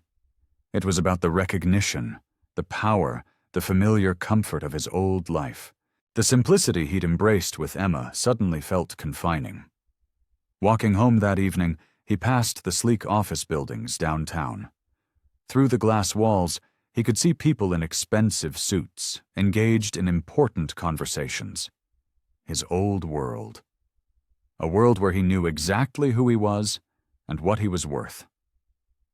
His phone buzzed again, Emma asking if he wanted to help at the youth center tomorrow. His finger hovered over the keypad before typing. "Not sure yet. We'll let you know." He slipped the phone back into his pocket, feeling the weight of his indecision. The gap between his two worlds was widening, and he wasn't sure which side he belonged on anymore. With each passing day, he found himself pulling further away from Emma and the life they'd been building together, drawn back to the siren song of wealth and success. Emma sat at her kitchen table, staring at her phone. Jason's latest message, another cancellation, glowed mockingly on the screen. "Something came up at work. Rain check?" The words felt hollow, like every excuse he'd made over the past 2 weeks. She wrapped her hands around her coffee mug, seeking comfort in its warmth. The morning light filtered through her kitchen window, highlighting the empty chair across from her where Jason usually sat during their breakfast meetings to discuss upcoming volunteer projects. Now, that chair had been empty more often than not. When her doorbell rang, Emma nearly jumped. She wasn't expecting anyone, especially not at 8 in the morning. Opening the door, she found Jason standing there, looking disheveled in his expensive suit, a stark contrast to the casual clothes he'd worn during their volunteering days. "Can I come in?" he asked, his voice rough with exhaustion. Emma stepped aside, noting how he seemed to fill her small entryway differently now, more like the millionaire she'd first met than the man who'd learned to embrace simplicity. "I thought you had work," she said, unable to keep the edge from her voice. Jason loosened his tie. I do, I just..." He ran a hand through his hair. "I needed to see you." They moved to her living room, where Jason paced while Emma perched on the edge of her couch. The distance between them felt like miles. "What's really going on, Jason?" Emma asked quietly. "And please, don't tell me it's just work." He stopped pacing, his shoulders slumping. "I got an offer," he admitted, "from my old mentor, Marcus. It's big, Emma. Really big. Green technology, sustainable energy, the kind of project that could change everything." "And make you very rich again," Emma added softly. "Yes," he said, not meeting her eyes. "But it's not just about the money. It's what I'm good at. Building things, making deals, being in that world." Emma stood up, crossing her arms. The world you said left you feeling empty? I know what I said. Jason's voice rose in frustration. But maybe I was wrong. Maybe there's a way to do both, to have that life and still do good. Think about how much we could accomplish with those resources. We were already accomplishing things, Emma countered. Real things, with real people, not just throwing money at problems from a distance. Jason slumped onto the couch.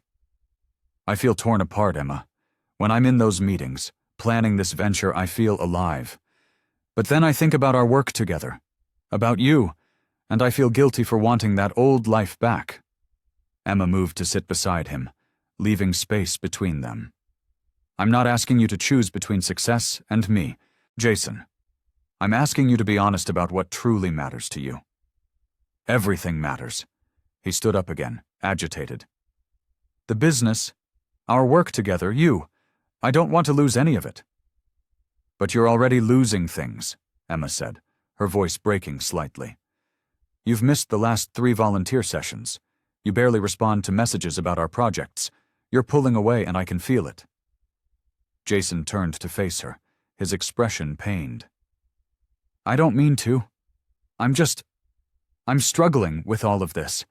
The pressure of choosing, of trying to figure out who I really am. Emma stood up slowly, wiping away a tear that had escaped. That's just it, Jason. You shouldn't have to figure out who you are. By now you should know. Emma? She shook her head, stepping back. I can't do this anymore. I can't watch you torture yourself trying to live in 2 different worlds. And I can't be with someone who's still unsure about what truly matters. Jason reached for her hand, but she pulled away.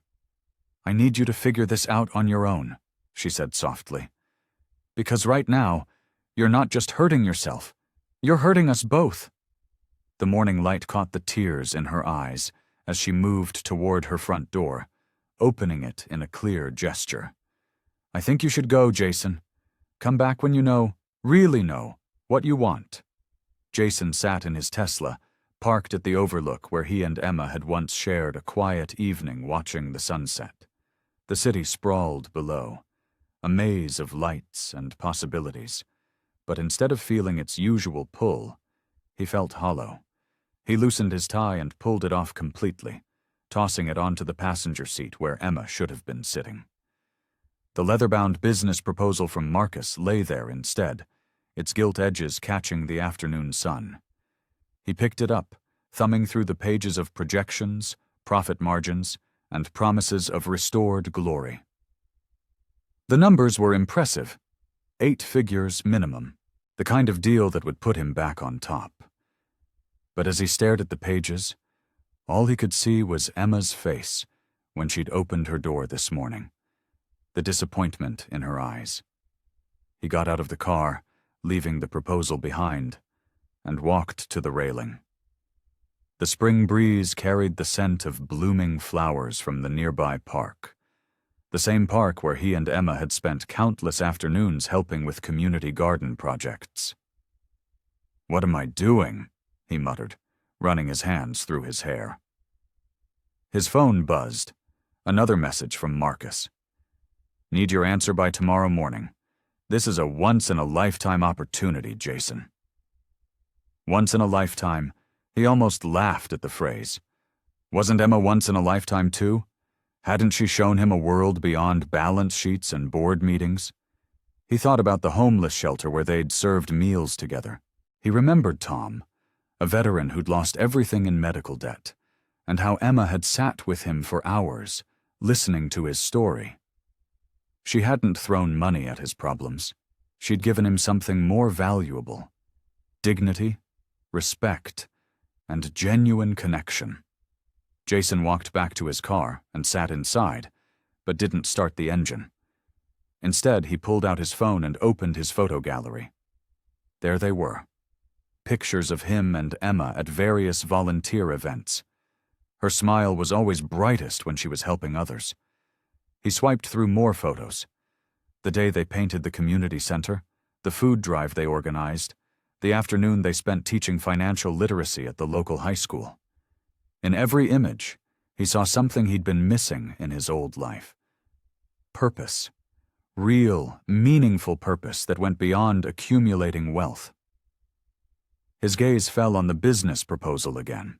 The green technology angle had seemed like the perfect compromise, a way to do good while staying in his comfort zone of high-stakes business. But wasn't that just another form of hiding? Another way to avoid fully committing to the path Emma had shown him? He thought about the morning's conversation, how he'd tried to justify wanting both worlds. But Emma had seen right through him, as she always did. She'd recognized his uncertainty for what it was. Fear. Fear of letting go of his old identity. Fear of fully embracing vulnerability and genuine connection. Jason started his car, but didn't head toward his penthouse or Marcus's office. Instead, he drove to the small coffee shop, where he and Emma had their first real conversation after the helicopter ride. He ordered their usual drinks, her chamomile tea and his black coffee, and sat at their regular table. The evening crowd bustled around him, but he barely noticed them. His mind was on Emma, on the way she'd changed his perspective on everything. Money had always been his measure of success, but she'd shown him that true wealth lay in the connections you built, the lives you touched, the difference you made. His phone buzzed again. Marcus, no doubt, pushing for an answer. Jason picked up his phone, his finger hovering over the message. The answer was clear now, had been clear all along. He just needed to stop fighting it. He opened the message and typed, "I'm out. The deal isn't for me. Thank you for thinking of me, but I've found my path." As soon as he hit send, a weight lifted from his shoulders. The business proposal still sat in his passenger seat, but it no longer held any power over him. He knew exactly what he wanted, what truly mattered. It was time to go find Emma. Jason's hands trembled as he checked his phone one last time. Everything was set. The helicopter would arrive in 20 minutes, but this time things would be different. No showing off, no materialistic displays, just a meaningful gesture to bring their story full circle. He knocked on Emma's door, his heart racing. When she opened it, her eyes were still guarded, but she looked beautiful in her simple blue dress. "Jason, what are you doing here?"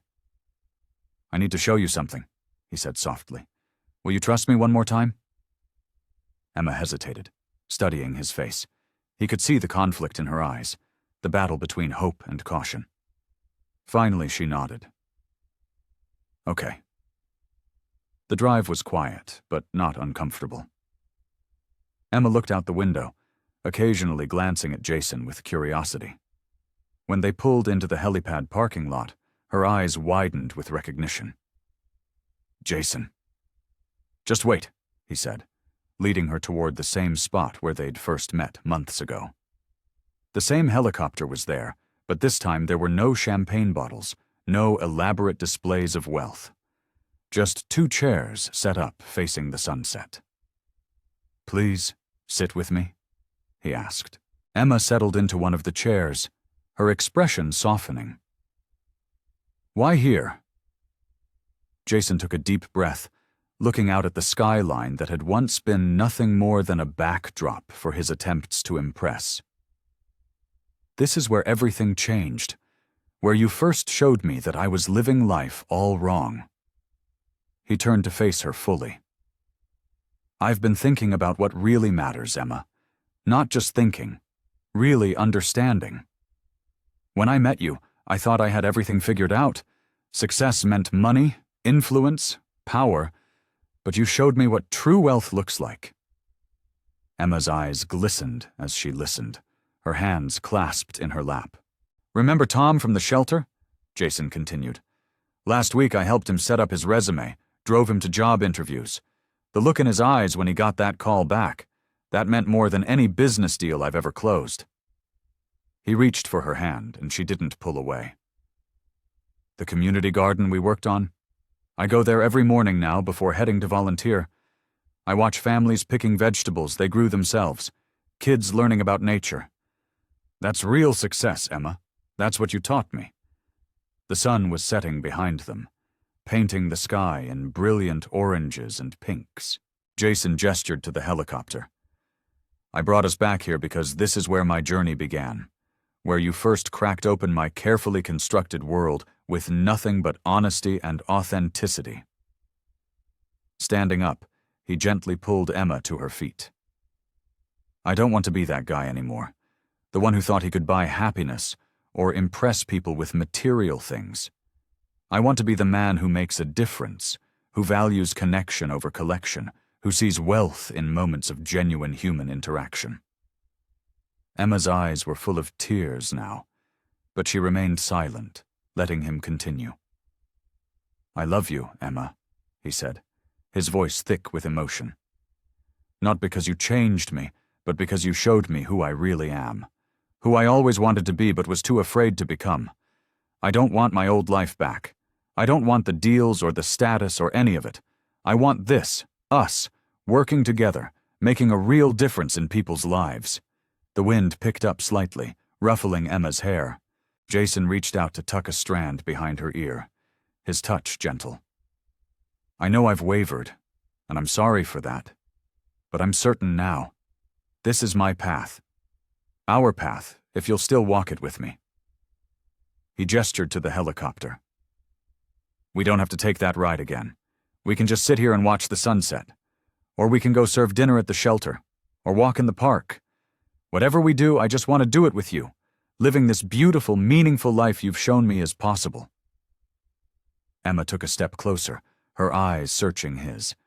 The last rays of sunlight caught the tears on her cheeks, making them sparkle like diamonds, more precious than any luxury he'd ever known.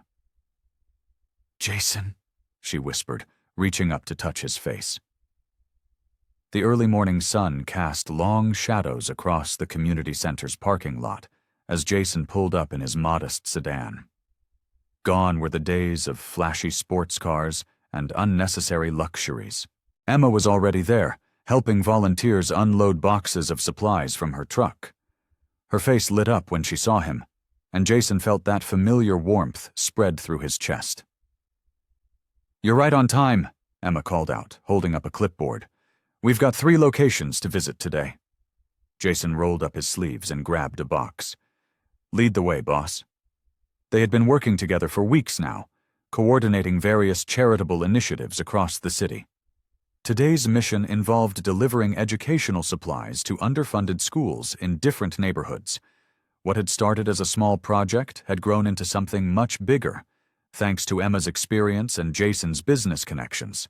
"Remember Mrs. Rodriguez's class from last week?" Emma asked, as they drove to their first destination. "She sent me pictures of the kids using those new tablets we provided. They're already coding their own simple games." Jason smiled, remembering the excitement on the children's faces when they'd unveiled the technology donation. "That's incredible. 5 months ago I would have thought throwing money at a problem was enough. But seeing the actual impact, being there on the ground, it's completely different." At their first stop, they worked side by side, organizing science equipment in a middle school laboratory. Emma showed remarkable patience as she explained to the science teacher how to use each piece of equipment, while Jason helped set up the new computer system he'd sourced through his tech industry contacts. "The kids are going to flip when they see this," the science teacher said, tears in her eyes. "We've never had anything like this before." Their next destination was a community library, where they were helping to establish a free tutoring program.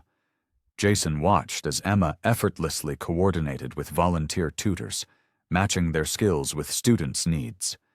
She had a natural gift for connecting with people, making everyone feel valued and heard.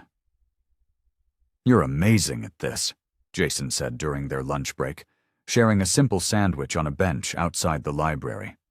"The way you just know exactly what each person needs." Emma shrugged, but her eyes sparkled with pride. "It's about listening, really. Something you've gotten pretty good at yourself, Mr. Miller." They spent the afternoon at their final location, a youth center where they were implementing a mentorship program. Jason found himself working with a group of teenagers interested in entrepreneurship, sharing his business knowledge from a completely different perspective than he would have months ago. Success isn't just about the bottom line, he told them, aware of Emma listening nearby as she organized art supplies. It's about the impact you make, the lives you touch. Money is just a tool. What matters is how you use it to create positive change. One of the teenagers raised his hand. But isn't it harder to make money if you're always thinking about helping others? Jason exchanged a knowing look with Emma before answering. Actually, I've found that when you focus on creating real value for others, success tends to follow naturally. The key is defining what success means to you. As the day wound down, they sat together in the youth center's garden, watching as volunteers planted new vegetables in the community plots they'd helped establish. The setting sun painted the sky in brilliant colors, reminding Jason of that pivotal helicopter ride that had started it all. "You know," Emma said, leaning her head on his shoulder, "when I first met you, I never imagined we'd be here doing this together." Jason wrapped an arm around her shoulders. "Neither did I, but I wouldn't want to be anywhere else." He watched as a group of kids excitedly showed their parents the tomato plants they'd grown. "Every day we get to see real change happening, real lives being improved. It's more satisfying than any business deal I ever closed." Emma squeezed his hand. "And we're just getting started. Wait until you see the plans for the new educational initiative next month." Jason felt his heart swell with purpose and joy. This was what real success looked like. Not in numbers on a bank statement, but in the smiles of people whose lives they'd touched, in the genuine connections they'd built, and in the lasting change they were creating together. The community garden buzzed with activity as volunteers worked together on a sunny Saturday morning. Jason watched Emma directing a group of teenagers on proper plant spacing, her face glowing with enthusiasm as she demonstrated how to measure between seedlings. She had a way of making even the simplest tasks feel meaningful. Today was different, though. Jason's hand kept drifting to the small box in his pocket. Nothing flashy, just a simple ring he'd chosen because it reminded him of Emma's understated elegance. He'd considered countless elaborate proposals over the past few weeks, but none of them felt right. They weren't them. "Hey, can you help me with something in the tool shed?" he called out to Emma, his heart racing despite his calm exterior. She nodded, passing her trowel to one of the young volunteers. The tool shed was their unofficial meeting spot, where they often took breaks to discuss plans or share quiet moments during busy volunteer days. Sunlight filtered through the small window, casting warm patterns on the wooden walls. The earthy smell of soil and garden tools filled the air. "What's up?" Emma asked, brushing dirt from her hands onto her well-worn jeans. "Did we run out of tomato steaks again?" Jason took a deep breath, taking in every detail of this moment. The smudge of soil on her cheek, the way her eyes crinkled at the corners when she smiled, the familiar ponytail that had become slightly messy from working in the garden. "You know, I've been thinking about that first helicopter ride," he began, his voice soft but steady. "How you completely changed my perspective on what matters in life. Before you, I thought success meant having the most expensive things, living the most extravagant life possible." Emma's expression softened as she listened, perhaps sensing the weight of his words. Outside, they could hear the cheerful chatter of volunteers and the distant sound of birds. "But you showed me that real success isn't about what you have, it's about what you give, who you become, the lives you touch." Jason stepped closer, taking her hands in his. They were slightly rough from gardening, real hands that weren't afraid of hard work. "Every day with you teaches me something new about love, about kindness, about what truly matters." He reached into his pocket, his fingers wrapping around the small box. "I don't want to make some grand gesture or create some elaborate moment. That's not us. What we have is real and grounded and honest." He dropped to one knee on the earthen floor of the tool shed, presenting the simple ring. "Emma Hart, will you be my partner in everything? In love, in service, in building a life that matters?" Emma's eyes welled with tears as she looked at the ring, then back at Jason's face. The sounds of the garden seemed to fade away, leaving just the two of them in this modest tool shed that had become their sanctuary. "My mom used to tell me that true love isn't about grand gestures," she said, her voice trembling slightly. "It's about choosing each other every day, especially on the hard days." She squeezed his hands. "And I choose you, Jason. Yes, 1,000 times yes." As he slipped the ring onto her finger, a cheer erupted from outside. They looked up to see several of their regular volunteers peeking through the tool shed window, grinning and applauding. Emma laughed, wiping happy tears from her eyes. "I guess we're not as subtle as we thought," Jason said, standing and pulling her close. "Nothing about this is what I expected," Emma admitted, looking at the simple ring on her finger. "And it's absolutely perfect."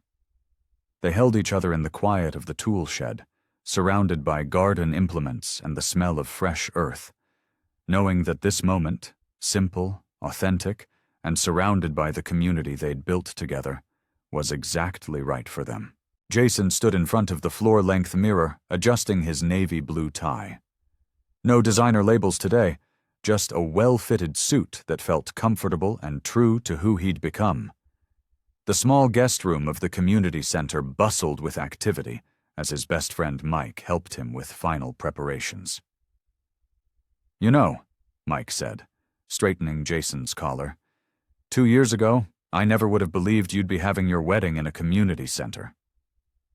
Jason smiled, thinking about how different his life had become. 2 years ago, I would have rented out an entire resort and flown in celebrities just to show off." The community center had been an easy choice. It was where he and Emma had spent countless hours volunteering, where they'd taught financial literacy classes to local teens, and where they'd fallen deeper in love while serving others. The main hall had been transformed with simple decorations: white fairy lights, wildflowers from local gardens, and handmade paper cranes folded by the kids from their after-school program. In another room, Emma was getting ready with her sister, Sarah. She'd chosen a simple white dress that made her feel like herself. Elegant but understated. No designer labels, no expensive jewelry. Her bouquet was made of flowers grown in the community garden they'd helped build. "Are you sure you don't want anything more elaborate?" Sarah asked, helping Emma with her hair. "You're only getting married once." Emma caught her reflection in the mirror and felt completely at peace. "This is exactly what we want. Something real, something that represents who we are together." The guest list was small, just 50 people who had been part of their journey.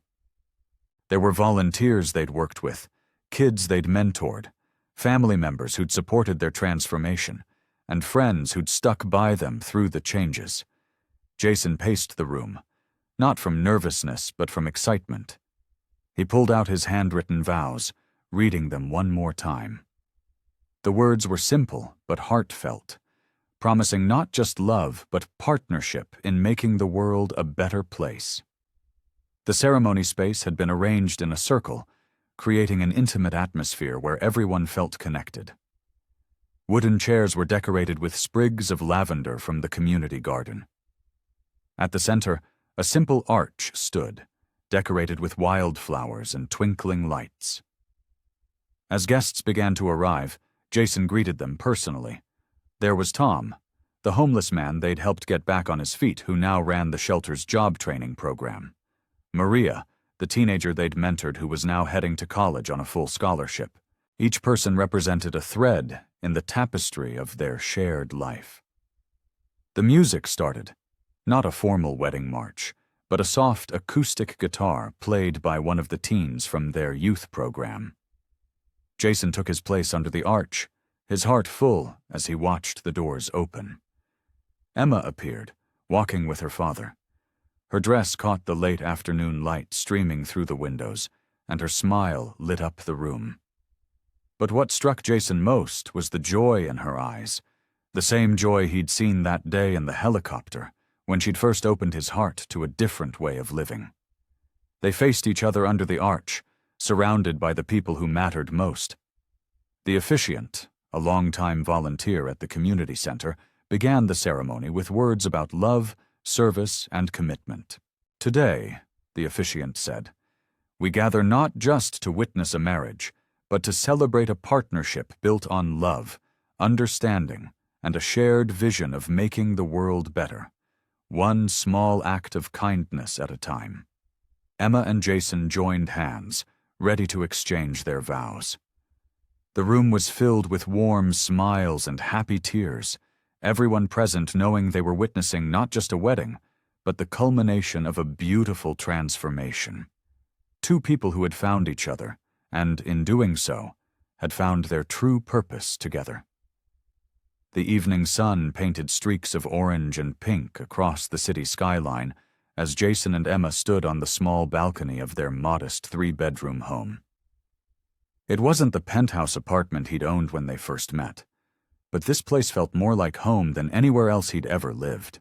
Emma leaned against the railing, her wedding ring catching the last rays of sunlight. "Remember when you used to live up there?" she asked, pointing to the gleaming high-rises in the financial district. Jason wrapped an arm around her waist, pulling her close. "Feels like a lifetime ago." He breathed in the cooling air, taking in the view of their neighborhood. From here, they could see the community center where they'd gotten married, the park where they ran their weekend literacy program, and the shelter where they still volunteered every Wednesday. Their home reflected the life they'd built together, comfortable but not extravagant. Photos from their volunteer work lined the walls alongside wedding pictures. The furniture was chosen for comfort rather than status, and the spare bedroom had been converted into an office where they planned their charitable initiatives. "I got another letter today," Emma said, reaching into her pocket. "From that girl in our mentorship program, Sarah. She got accepted to nursing school." Jason's face lit up. "That's incredible. She worked so hard for that. She said our weekly coaching sessions helped her believe in herself." Emma's voice carried a note of pride. "Sometimes it amazes me how small acts of kindness can change someone's entire future." Inside, their dining room table was covered with papers, plans for their newest project, a scholarship program for underprivileged students. Jason still had connections in the business world, but now he used them to secure funding for causes that mattered. "You know what I don't miss?" Jason asked, guiding Emma back inside as the evening air grew cooler. "Those networking events where everyone was trying to one-up each other. The expensive watches, the designer suits, the competition." Emma smiled, remembering how different he'd been when they first met. "You were quite the show-off back then," she teased. "Taking girls on helicopter rides." "Hey, that helicopter ride changed my life," he protested with a laugh. "Best impulsive decision I ever made." They moved to their living room couch, where a stack of thank you letters from recent program graduates sat waiting to be read. Emma picked one up, running her finger over the handwritten words. "Sometimes I wonder if you miss any of it," she said softly. "The luxury, the excitement." Jason took her hand, his thumb brushing over her wedding ring. "Not for a second. Everything I thought was important back then, it was all empty. This life we've built together, it's real. It matters." Through their window, they could see lights coming on across the city. In the distance, a helicopter's searchlight swept across the sky, reminding them of where their story began. But now, instead of seeing the city as a playground for the wealthy, they saw it as a community filled with people whose lives they could touch. Emma nestled closer to Jason.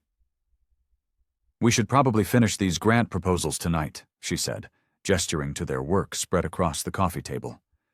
In a minute, Jason replied, holding her tighter. I just want to enjoy this moment. They sat together in comfortable silence, watching the city transition from day to night. Their modest home might not have impressed his old social circle, but it was filled with something his previous life had lacked. Purpose, love, and the satisfaction of knowing they were making a difference. Ready to get back to work? Emma asked after a while, reaching for the stack of papers. Jason nodded, squeezing her hand. Always ready. We've got a world to change after all. Hand in hand, they turned toward their work, ready to continue the adventure they'd started together. Not one of luxury and excess, but of love, purpose, and the joy of helping others. The city lights twinkled beyond their window, full of possibilities and lives waiting to be touched by their shared mission of kindness and compassion.